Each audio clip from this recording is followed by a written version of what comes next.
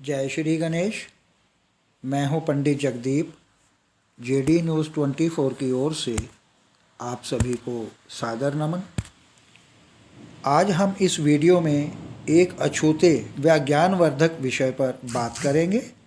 आज के इस वीडियो का विषय रहेगा गलती होने पर कान क्यों पकड़े जाते हैं।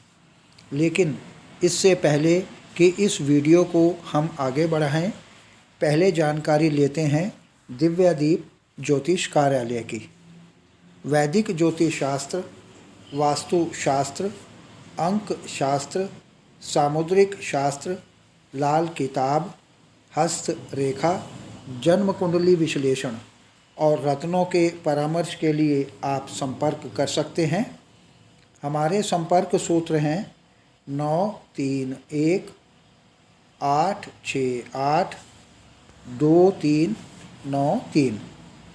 अन्य संपर्क सूत्र है 701 879 7214। दिव्यदीप ज्योतिष कार्यालय की जानकारी के बाद अब शुरू करते हैं आज के इस वीडियो को। गौतम, वशिष्ठ, स्कंब धर्म सूत्रों और पाराशर स्मृति सहित अन्य कई ग्रंथों में ज्ञान से संबंधित बहुत सी बातें बताई गई हैं। इन ग्रंथों में रहन सहन के नियम और तरीक़ों के बारे में विस्तार से बताया गया है।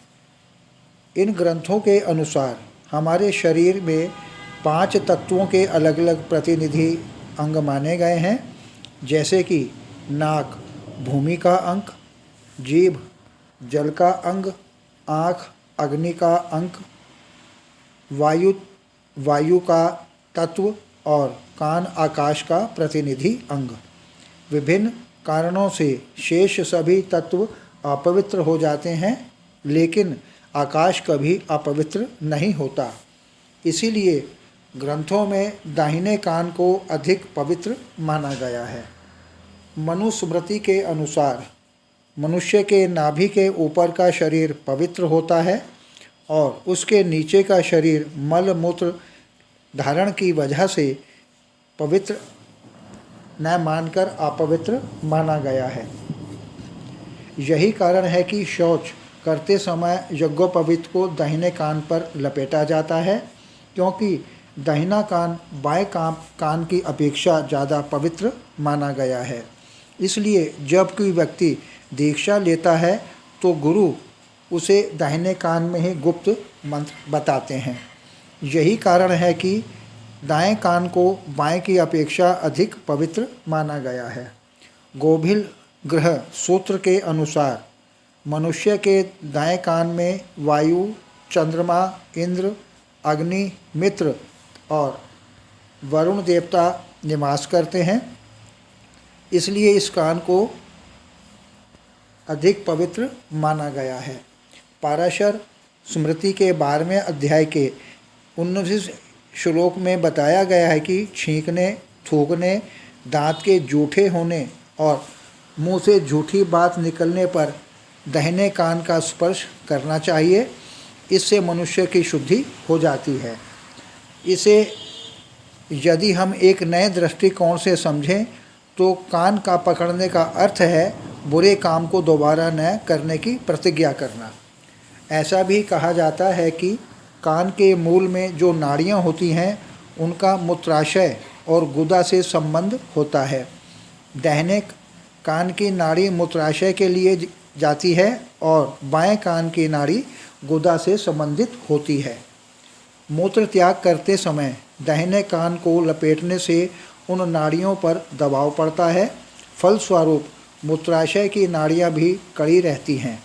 तदनुसार बहुमूत्र, मधुमेह, प्रमेह आदि रोग नहीं होते।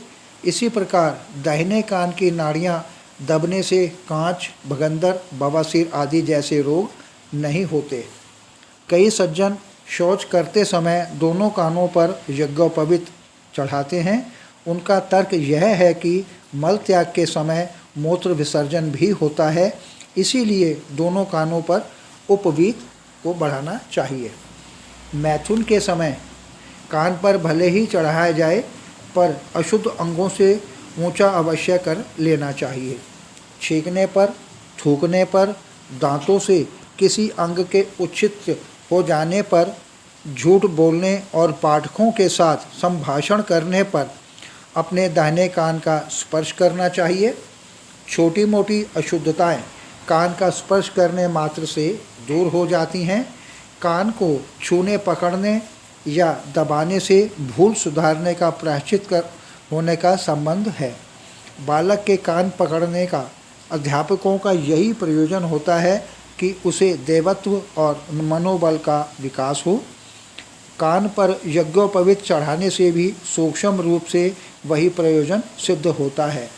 इसलिए भी मल मूत्र के समय उसके कान पर चढ़ाने का विधान है। उपरोक्त दाहिने कान का पवित्रता का वर्णन है। शंखायन का मत है कि आदित्य, वसु, रुद्र, वायु और अग्नि देवता विप्र के दाहिने कान में सदा रहते हैं। आचार्य मयूखकार का आयोजन है कि अग्नि, जल, वेद, सोम, सूर्य, अनिल तथा सब देवता अग्नि के साथ साथ ब्राह्मण के दाहिने कान में निवास करते हैं। पाराशर का मत है कि गंगा आदि सरिताएं, तीर्थगण दाहिने कान में निवास करते हैं। इसलिए ऐसे पवित्र अंग पर मल मूत्र त्यागते समय यज्ञोपवीत को चढ़ा लेते हैं, जिससे वह अपवित्र होने से बच पाएँ। कान और ऊपरी अंगों को निरोगी और सर्वदा पवित्र रखें कि विशेष श्री विष्णु मंत्र पढ़ सकते हैं। तो यह था आज का वीडियो, जिसमें हमने धार्मिकता के दृष्टिकोण के आधार पर कान को पकड़ने के शुभ व उत्तम प्रभावों की जानकारी ली। यदि आपको हमारा यह वीडियो अच्छा लगा हो तो इसे अपने स्वजनों को अवश्य शेयर करें। आगे प्रभु इच्छा आगामी वीडियो नए प्रसंग के संग ऑनलाइन परामर्श उपलब्ध। आपकी समृद्धि की कामना सहित पुनः जय श्री गणेश। जय श्री गणेश। मैं हूँ पंडित जगदीप, JD न्यूज़।